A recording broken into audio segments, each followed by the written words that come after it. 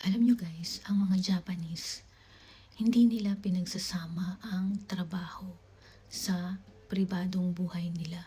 For example, no, sa trabaho ko, may kasamahan akong Japanese, no, Haponesa. So, palagi kami magkatabi sa chore, palagi kami nag-uusap, ganyan, nagbibiruan.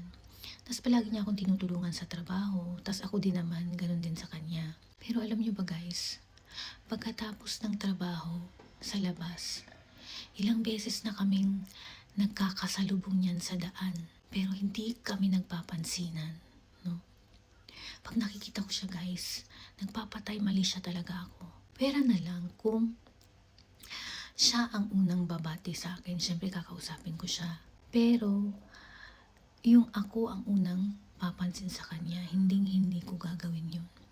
Kasi nirerespeto ko yung privacy niya. Ayoko mang istorbo.